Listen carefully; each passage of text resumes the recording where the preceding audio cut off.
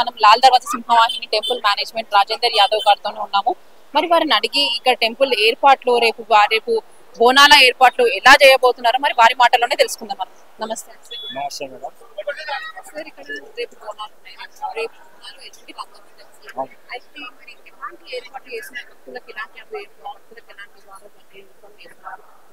మా ఆలయ కమిటీ తరఫు నుంచి ఈ గవర్నమెంట్ కు ధన్యవాదాలు. ప్రతి ఒక్క శాఖ వారు మాకు సహకరించడం జరుగుతుంది. మేము కూడా వాళ్ళ సలహాలు సూచనలు తీసుకోవడం జరుగుతుంది.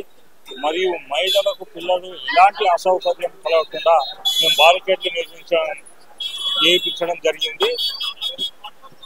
బోనాలకు ప్లస్ కామన్ పబ్లిక్ మరియు లేడీస్ కు డిఫరెంట్ బారికేడ్లు ఏర్పాటు చేయడం జరిగింది. పోలీసు వాళ్ళకి చెప్పి ఏర్పడడం జరిగింది. వాళ్ళు కూడా మాకు ఆర్ఎండ్బి వాళ్ళు, ప్రతి విద్యుత్ వాళ్ళు, వాటర్ వర్క్స్ అన్ని డిపార్ట్మెంట్లు మాకు సహకరిస్తున్నారు.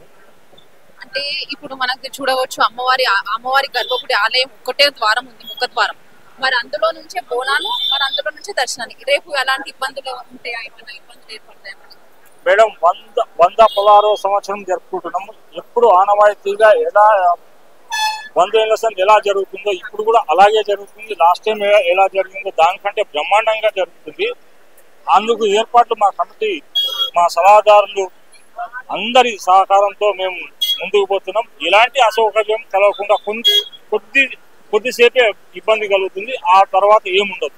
అంటే బోనాలు ఎత్తుకొని వచ్చే మహిళలకు కానీ మళ్ళీ ఇంకా కామన్ ప్రజలు భక్తులకు వచ్చే వాళ్ళకి డిఫరెంట్ లైన్స్ ఏర్పాటు చేస్తున్నారు.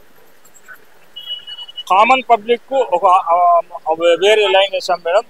లేడీస్ కు మరియు బోనం ఎత్తుకునే వాళ్ళకు ఇంకా డిఫరెంట్ లైన్లు 3 లైన్లు వేసాం మేడం. దీని ద్వారా హెల్ప్ లైన్లు కూడా మేము ఏర్పాటు చేయడం జరిగింది. మరియు ఆరోగ్య కేంద్రాలు కూడా పెట్టడం, టెంపరీ ఆరోగ్య కేంద్రాలు కూడా పెట్టడం జరిగింది. ఈ తెలంగాణ బోనాలు అంటేనే లాల్ దర్వాజా బోనాలు, లాల్ దర్వాజా అంటేనే బోనాలు అంటేనే లాల్ దర్వాజా. ఇంత మన స్టేట్ ఫెస్టివల్ గా, మన తెలంగాణ వచ్చిన తర్వాత స్టేట్ ఫెస్టివల్ గా డిక్లేర్ అయిన తర్వాత ఇంత బ్రహ్మాండంగా జరుగుతున్నాయి. దినదిన అభివృద్ధి చెందుతుంది. మనము ముందు మాటల్లో విన్నాము, మనకు ఉజ్జయిని మహాకాళమ్మ బోనాల ముందు జోగిని శ్యామల గారు చెప్పారు ఏమని అంటే, ఉజ్జయిని మహాకాళి టెంపుల్లో వాళ్ళకి స్పెషల్ దర్శనం కావాలంటే వాళ్ళకి ఏర్పాట్లు చేశారు గవర్నమెంట్ వాళ్ళు. మరి వాళ్ళు ఇంకొకటి ఏమన్నారంటే, సింహవాహిని లాల్ దర్వాజా సింహవాహిని అమ్మవారి దగ్గర ఒకటే దర్వాజా ఉంది, కొంచెం పెద్దగా చేయాలి, మాకు ఏర్పాట్లలో ఇబ్బందులు ఉన్నాయని అన్నారు. అది ఎంతవరకు నిజమంటారు? శ్యామల గారు అన్నమాట నిజమే. ఇక్కడ కొన్ని ఇబ్బందులు ఉన్నాయి. ఈ నెక్స్ట్ ఇయర్ నుంచి ఈ ఇబ్బందులు మేము అధిగమిస్తాం. మళ్ళీ అది మా దగ్గర ఇంత ఇబ్బంది కాకుండా మేము చూసుకుంటాం మేడం. కొద్ది మటుకు ఇబ్బంది ఉన్న మాట వాస్తవమే, శ్యామల గారు చెప్పిన మాట వాస్తవమే. కానీ అందుకే ఆమె మాటలు విని మేము ఈసారి కామన్ పబ్లిక్ కానీ లేడీస్ కు బోనం ఎత్తుకునేటోళ్ళకి కానీ డిఫరెంట్ లైన్లు మేము బారికేడ్లు వేయడం జరిగింది మేడం. ఇక్కడ రేపు బోనాల కార్యక్రమం అయిపోయినాక రేపు సాయంత్రం ఏ టైం వరకు ఉంటది? ఏమేమి ఏర్పాట్లు ఏమంటున్నాయి? రేపు ఫస్ట్ బోనము దేవేందర్ గౌడ్ గారు ఫస్ట్ బోనం సమర్పించడం జరుగుతుంది మేడం. దాని తర్వాత అన్ని బోనాలు అమ్మవారికి ధూపదీప నైవేద్యాలతో, బొట్టు బోనంలతో, పోతరాజు విన్యాసాలతో మన తెలంగాణ సంస్కృతిని ప్రతిబింబించే విధంగా, మళ్ళా మా వచ్చే తరాల వారికి తెలియజెప్పే విధంగా రేపు బోనాలు జరుగుతాయి madam.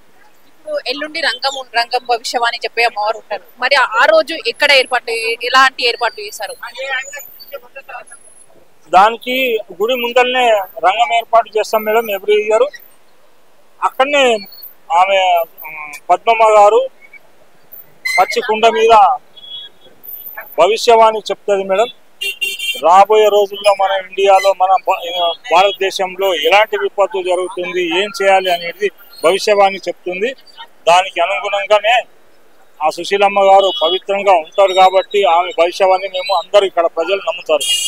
Thank you so much. ఇదే అండి, మరి మనం చూసాము రాజేందర్ యాదవ్ గారితో. మరి వారు చాలా ఏర్పాట్లు చేశారని చెప్తున్నారు. రేపు భక్తులకు ఎలాంటి అసౌకర్యాలు కలగకుండా మంచిగా భారీ బందోబస్తుతో ఏర్పాటు చేశారు. ఎక్కడ మహిళలకు బోనాలు ఎత్తుకొని వచ్చే మహిళలకు సపరేట్ లైన్, క్యూ లైన్, మళ్ళీ ఇంకా నార్మల్ గా ప్రజలు భక్తులకు దర్శనాన్ని తీసుకొని దర్శనం చేసుకునే భక్తులకు కూడా సపరేట్ లైన్ తోని ఏర్పాట్లు చేశారు. శివసతులకు కానీ ఎలాంటి వాళ్ళకి జోగినులకు కానీ ఎట్లాంటి అసౌకర్యాలు కలగకుండా మేము చూసుకుంటామని సార్ చెప్తున్నారు. ఇక్కడనైతే చూస్తున్నాం మనం ఇప్పుడే ఈ రోజే ఇంత దర్శనానికి ఎంత కోలాహలంగా దర్శనానికి క్యూ లైన్ లో చూస్తున్నాము. దర్శనానికి భారీ ఎత్తున భక్తులు వచ్చి అమ్మవారిని దర్శనం చేసుకొని వెళ్తూనే ఉన్నారు.